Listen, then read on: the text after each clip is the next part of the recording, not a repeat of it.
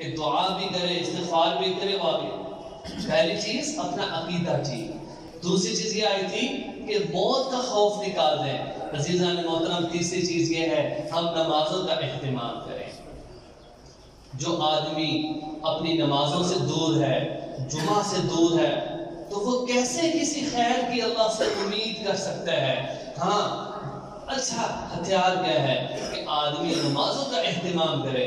رسول اللہ صلی اللہ علیہ وسلم نے فرمایا کہ اللہ جل شانہ یہ فرماتے ہیں کہ میں نے اپنی امت پر 5 نمازیں فرض کی ہیں اور میں نے یہ عہد کر لیا ہے، تو جو ان 5 نمازوں کو پابندی کے ساتھ اپنے وقت پر ادا کرے گا تو میں اس کو اپنی ذمہ داری میں جنت میں داخل کروں گا۔ لیکن جو آدمی ان 5 نمازوں کو پابندی کے ساتھ ان کے وقت پر ادا کرنے کا اہتمام نہ کرے، میرے اوپر اس کی کوئی ذمہ داری نہیں۔ اب اس سے بڑی کیا بات ہو سکتی؟ اللہ خود کہہ رہے ہیں کہ میری ذمہ داری ہے جو نمازی ہے اس کو جنت میں داخل کرے۔ اس سے پتہ چلا اگر ہماری زندگیوں میں نماز کی کوئی کمزوری ہے تو ہم اپنی نماز کی کمزوری کو دور کریں۔ لہذا چوتھی چیز کیا ہے؟ دعا کا اہتمام کرنا۔ تیسری نماز اور چوتھا دعا کا اہتمام کرنا۔ دعا کا اہتمام کرنے کا ذرا محترم ایک بات میں پورا جمعہ ہو سکتا ہے، لیکن اختصاراً اس لیے عرض کر رہا ہوں کہ یہ چیزیں ہمیں اختیار کرنی ہے ان آزمائشی دنوں میں۔ دعا کا اہتمام کرنا، دعا مومن کا ہتھیار ہے۔ جس طرح کوئی پولیس والا بغیر پستول کے ہو تو ہم کہتے ہیں یار یہ پولیس والا کیسے؟ تو دعا ایسی چیز ہے جو مومن کا ہتھیار ہے۔ صحابہ رضوان اللہ اجمعین کو جب کوئی حاجت ہوتی، پریشانی ہوتی، مسجد پہ جاتے، دعا کے ذریعے سے وہ مسئلہ اپنے اللہ سے حل کرواتے، اور فرمایا الدعاء مخ العبادہ، دعا عبادت کا مغز ہے۔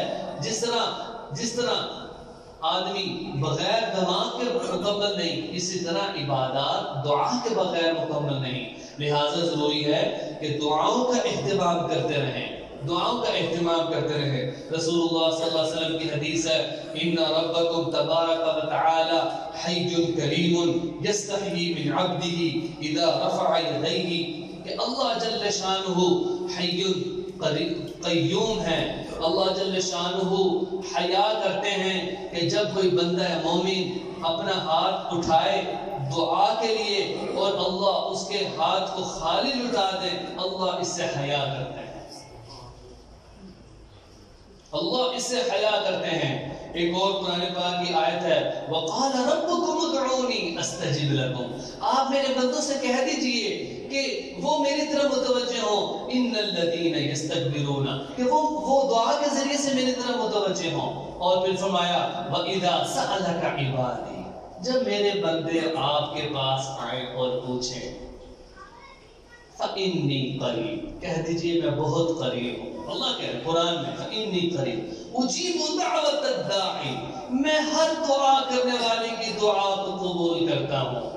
اِذَا دَعَانِ، جب وہ دعا کرتا ہے فَلْيَسْتَجِيبُوا لِي، ان کو بھی چاہیے کہ میری بات مانیں۔ کتنے پیار سے اللہ کہہ رہے ہیں میں تو دعا کرتا ہوں، ان کو بھی چاہیے کہ میری بات مانیں۔ فَلْيَسْتَجِيبُوا لِي وَلْيُؤْمِنُوا بِي، اور میرے اوپر قابل ایمان بھی رکھیں، لَعَلَّهُمْ يَرْشُدُونَ، پھر وہ حقیقی کامیاب ہوں گے۔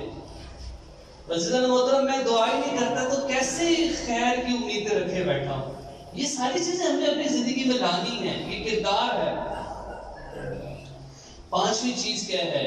استغفار کی کثرت کرنی ہے۔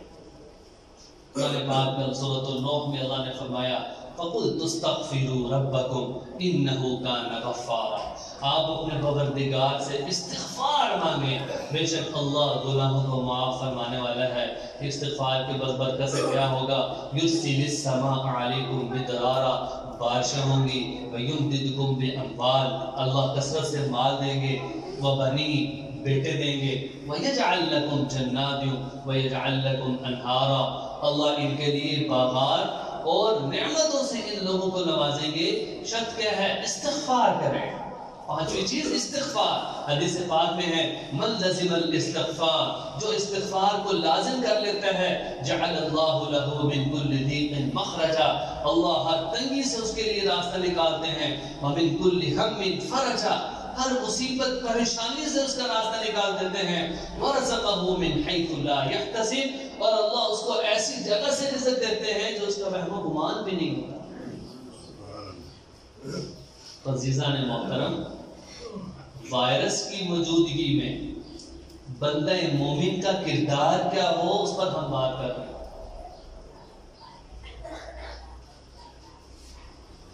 پانچویں چیز کیا تھی؟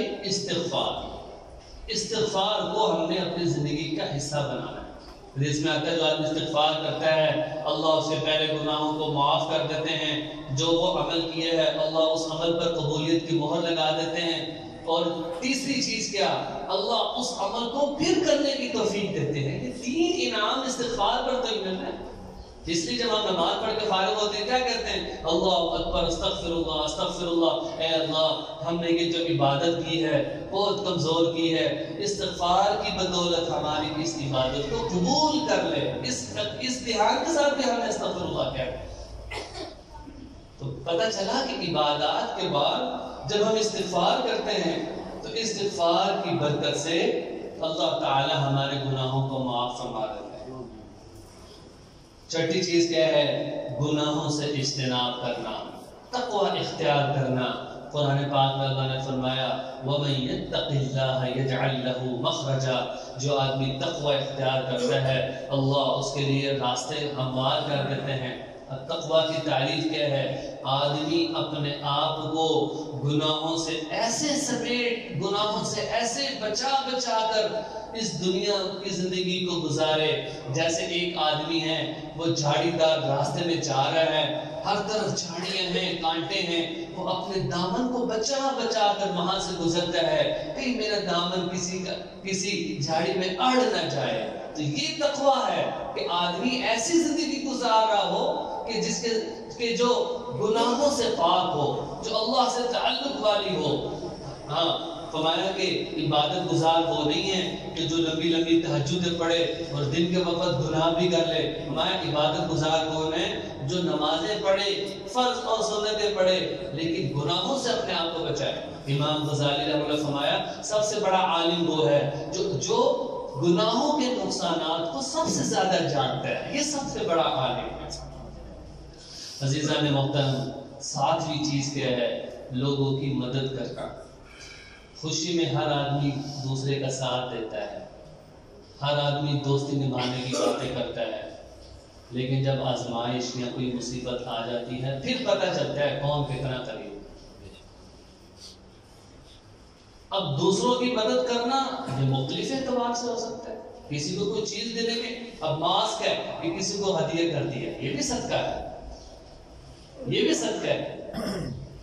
کسی کی جسمانی مدد کر دی، اس کو پھل میں پتہ چلا یہ آدمی تھوڑا سا بیمار ہے، اس کو بتا دیا بھائی یہاں سے دوائی لے لو. یہ بھی ہم ڈرتے ہیں یار.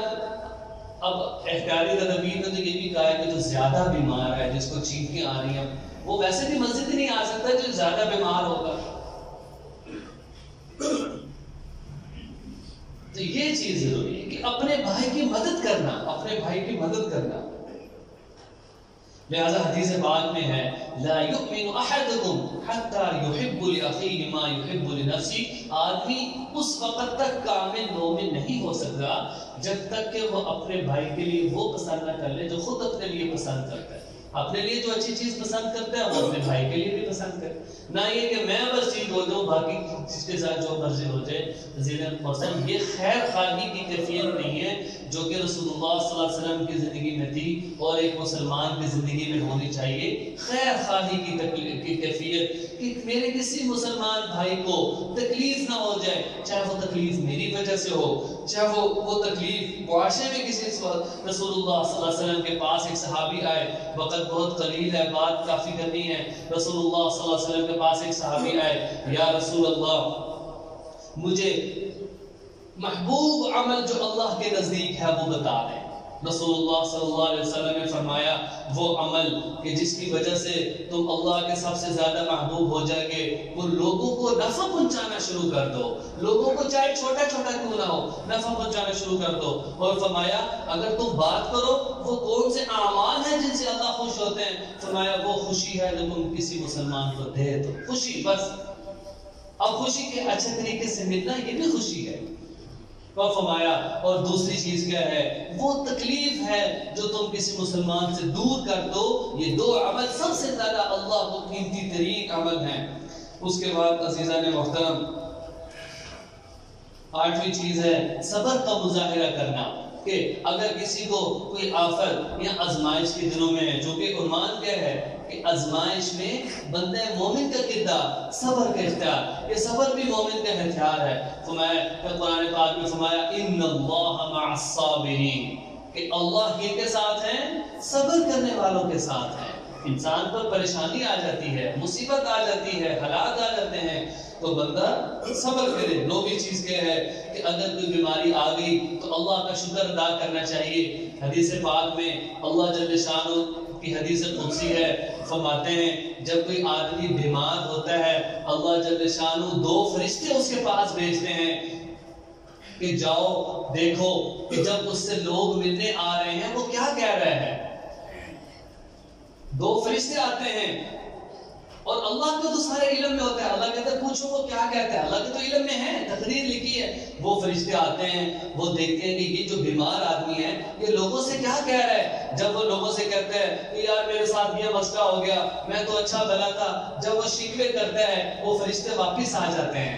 لیکن فرمایا جب وہ آدمی لوگوں سے کیا کہتا ہے، بھئی آپ کا کیا حال ہے، آگے سے بیمار کہہ رہا ہے الحمدللہ، اللہ کا شکر ہے، بس تھوڑا سا یہ مسئلہ ہے. فرمایا کہ اللہ اس بات پر اتنا خوش ہوتے ہیں. اللہ کہتے ہیں میری عزت و میری جلال کی قسم اگر اس حالت میں اس کی موت آ گئی تو میں وعدہ کرتا ہوں کہ میں اس کو جنت میں داخل کروں گا، اور اگر میں نے اس کو صحت دے دی تو میں اس کو پہلے گوشت سے زیادہ اچھا گوشت دوں گا، پہلے خون سے زیادہ اچھا خون دوں گا. کیا مطلب کہ میں اس کو پہلے سے زیادہ صحت یاب کر دوں گا. تو اس لیے اگر میں بیمار ہوں تو اس میں بھی میری آزمائش ہے. یہ نہیں کہ میں شکوے شروع کر دوں یار کے ساتھ پتہ نہیں کیا مسئلہ ہے، تیسرے دن درد ہوتا ہے. نہیں بھئی اللہ کا شکر ہے الحمدللہ، ہر حال میں اللہ کا شکر ادا کرنا چاہیے. اگلی چیز یہ ہے کہ اللہ پر کامل توکل، جس کی پہلے بھی بات ہو گئی تھی کہ اگرچہ ہم حفاظتی تدابیر کو اختیار کر رہے ہیں وہ کرنا ضروری ہے، لیکن اس کے ساتھ ہم یہ نہ بھولیں کہ اللہ پر ہمیں توکل